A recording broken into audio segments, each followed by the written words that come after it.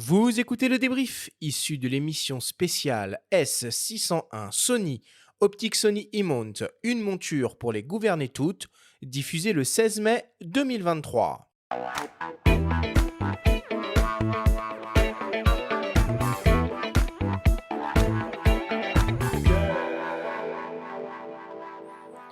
Nous sommes toujours avec Fabrice Abuaf de Sony France et le photographe Christophe Brachet pour parler des optiques Sony E-Mount. Si on devait essayer de résumer et de synthétiser tout ce que l'on s'est dit pendant cette émission. Fabrice, pour commencer, comment pourrais-tu nous résumer la philosophie One Mount? Alors, pour résumer la philosophie One Mount, c'est vraiment le souhait de Sony de faire une monture universelle, c'est-à-dire qui permet d'être utilisée dans beaucoup de domaines de l'image numérique, photo, vidéo, ouvrir à énormément d'objectifs. C'est vraiment une plateforme, hein. Et surtout, c'est la jonction pour que l'objectif puisse fusionner avec le boîtier et justement qu'il travaille en symbiose pour que l'objectif puisse appliquer tous les algorithmes que va proposer le boîtier et produire la meilleure qualité d'image possible, le plus facilement possible. Et quel que soit le type de capteur, quelle que soit l'optique, enfin tout est Oui, compatible autour de la même monture. oui, cette monture, elle est compatible, on disait tout à l'heure, c'est-à-dire quelle que soit la taille du capteur, effectivement, après, il faudra adapter, mais tout se monte sur la monture. Toutes les optiques se montent sans aucune restriction. Les restrictions viennent après. Fabrice, pourquoi est-ce que Sony est le constructeur qui offre la plus grande gamme d'optiques et le plus d'alternatives possibles? Alors, on propose la plus grande gamme d'optiques parce que ça fait déjà quelques années qu'on a commencé l'hybride. On parle de gamme optique hybride, on est bien d'accord. Euh, et puis parce que la volonté des ingénieurs et de Sony Monde, ça a été de construire cet écosystème total en ouvrant la monture à d'autres fabricants. D'où cet univers complet, cet écosystème boîtier plus optique avec différents niveaux de performance, mais pour tous les créateurs de contenu. Christophe, quelle importance est-ce que tu accordes à l'optique dans le matériel que tu utilises dans ton travail? Depuis toutes ces années où justement, comme on l'a dit, Sony maintenant est là dans l'hybride depuis assez longtemps. C'est des optiques que j'ai dans mon sac et qui restent dans mon sac, hein, le 135 dont j'ai parlé assez longuement, je l'ai depuis longtemps maintenant dans mon sac. Donc c'est une importance capitale. Souvent, j'ai tendance à dire aux gens, d'ailleurs, quand ils achètent du matériel, ils pensent très souvent boîtier, mais ils pensent très rarement optique. Et c'est assez étrange. Moi, je dis souvent aux gens, regardez avant les optiques quand même que vous allez utiliser et mettez souvent le prix sur l'optique parce que du coup, si vous achetez en gros une Ferrari et que vous mettez des pneus de 2 chevaux dessus, ça marche un peu moins bien.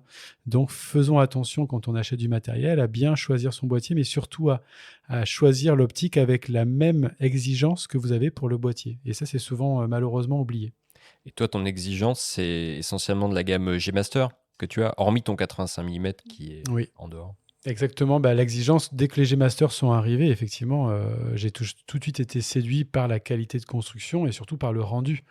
Donc, pour moi, il n'y avait pas photo en termes de professionnalisme. Là, encore une fois, quand on se situe dans une recherche professionnelle, on ne peut pas passer à côté des G-Master. Par contre, ce qui était intéressant dans tout ce qu'on a dit aussi, c'est que quand on est amateur, quand on a des budgets un petit peu moins forts qu'un professionnel, vous pouvez trouver aussi votre bonheur. Donc moi, souvent, j'ai des gens qui me contactent et qui me disent « Oui, toi, tu as la chance de travailler avec ces optiques-là. Moi, j'ai pas autant de budget. » Oui, mais tu peux trouver justement, avec moins de budget, des optiques qui pourront correspondre à ce que tu veux faire. Puis peut-être une chose qu'on n'a pas dit trop pendant l'émission, c'est qu'en fonction du boîtier qu'on a, si c'est un A7R5 de 61 millions de pixels ou un Alpha 1 de 50 millions de pixels, il faut peut-être en termes d'exigence viser du coup le haut du panier en termes d'optique pour que la qualité soit au rendez-vous, non? Exactement, ça encore une fois, hein, c'est le nerf de la guerre, hein. C'est pour ça souvent je prends l'exemple de la Ferrari avec des pneus de 2 chevaux. Quand vous achetez un certain boîtier, et d'ailleurs c'est assez marrant, toutes les marques font d'ailleurs souvent ça, ils vendent souvent des très bons boîtiers en kit avec des optiques entrée de gamme. J'ai jamais compris ça. Et ça a toujours existé depuis le début. Donc, c'est vrai que je me suis toujours dit, quand on passe à un certain niveau de boîtier, je pense qu'il faut mettre effectivement le prix pour avoir la pleine puissance du boîtier que vous allez avoir acheté. Sinon, entre guillemets, c'est pas que ça sert pas à grand-chose, mais vous pouvez être déçu. Moi, j'ai eu déjà des gens qui m'ont contacté en me disant, j'ai acheté un Alpha One avec un 28-70, je vois pas trop la différence avec mon Alpha 7 que j'avais Mark III.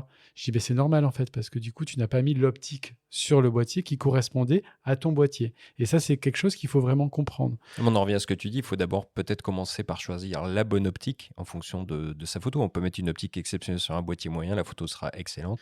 L'inverse, la photo sera molle. Je pense que l'exercice à faire, c'est quand vous allez dans votre magasin photo préféré, c'est effectivement de faire ces tests en fait. Et d'aller en magasin, et c'est aussi pour ça que je suis un grand défenseur des magasins et pas forcément d'aller acheter sur Internet, parce que je pense que le magasin a cette force de devoir essayer du matériel en fait. Et vous devez essayer le matériel et pour comprendre la différence que vous avez entre toute cette gamme optique, parce que souvent les gens se perdent. Mais il faut essayer. Et quand vous essayez, vous comprenez la différence. Et donc, vous aurez votre choix qui sera largement meilleur en allant sur le terrain tester cette optique-là. Allez dans votre meilleur magasin. Tous les magasins vous proposent d'essayer. Et c'est vrai que quand vous arrivez devant un parc optique, et comme on l'a dit, chez Sony, vous en avez énormément, laquelle choisir? Faites confiance à votre vendeur. Expliquez-lui surtout bien ce que vous recherchez.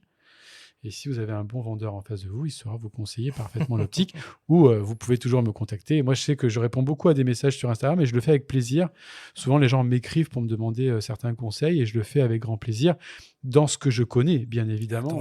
Attention aux mots que tu prononces. Comment photographier du jardin au galop voilà, je vous donnerai des petits tips. Après, je peux renvoyer vers mes collègues aussi. C'est vrai que, comme on l'a dit, on a pris l'exemple de Francis. Moi, j'ai fait un peu aussi de la photo téléobjectif en surf. Donc, j'ai eu la chance de tester ce 600, ce 400. J'ai le 200-600 chez moi. Donc, c'est vrai que je peux répondre à certaines questions, mais pas non plus à toutes, parce que je ne suis pas spécialisé dans toute la photographie. Donc, je renvoie vers mes collègues souvent.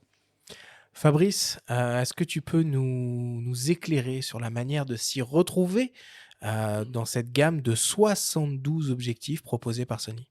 Aujourd'hui, voilà, on a des zooms, des focales fixes, on a du G Master, du G, du Zeiss, avec quelques optiques exceptionnelles et des zooms et d'autres objectifs qui ne payent pas de mine mais qui sont assez extra et qui peuvent convenir aussi même sur des boîtiers très haute définition. On voit sur notre site internet, c'est assez bien expliqué par type d'outillage pour le paysage, etc. C'est difficile de répondre à ta question parce que ça nécessite un échange avec la personne qui se pose la question de quel objectif choisir. Mais aujourd'hui, voilà, on a vraiment des objectifs pour tous les usages, pour tous les portefeuilles et toute taille de sac à dos. Sauf les bascules et décentrements. Alors, effectivement, et les anamorphiques. On n'a pas d'anamorphique, c'est très très particulier. Il y a très peu de marques qui ont des anamorphiques, donc c'est pas une bataille en soi. Le bascule et décentrement, effectivement, on reçoit beaucoup de demandes. Sur les bascules et décentrements, ça reste quand même aujourd'hui très peu de photographes qui font ça, mais c'est magique. Hein. Moi, j'ai beaucoup travaillé en bascule décentrement à la chambre il y a très très longtemps.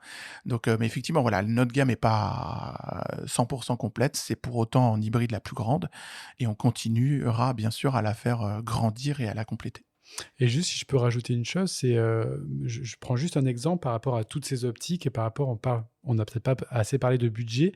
Moi, j'ai mon assistante, en fait, qui est aussi photographe, mais qui est une jeune photographe qui est sortie de l'école il n'y a pas très longtemps et qui a travaillé beaucoup avec moi, qui ne pouvait pas s'acheter le matériel que j'ai. Et j'ai testé, donc, elle a acheté un Alpha 9 Mark I d'occasion et elle a acheté, elle est portraitiste aussi et photographe-auteur.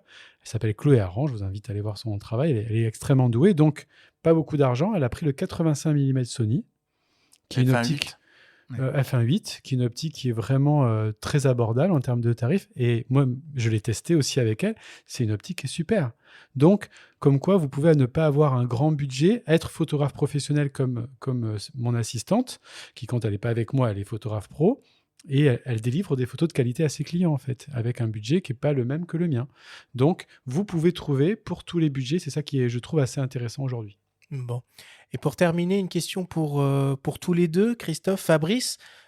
Quelle serait votre optique de rêve qui n'est pas encore au catalogue? Christophe, pour commencer. Alors moi, j'aimerais une plus longue focale. Je rêverais d'un 200 mm f1.8.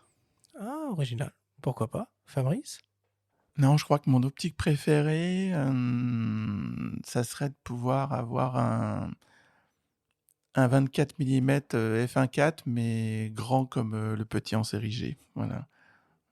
Bénéficier d'une encore plus grande luminosité sur un format encore plus petit. En fait, c'est terrible, hein, parce qu'il y en a qui veulent des optiques plus grosses, mais Christophe et moi, on fait des optiques plus petites pour être encore plus discret. Allez, on conclut le débrief là-dessus.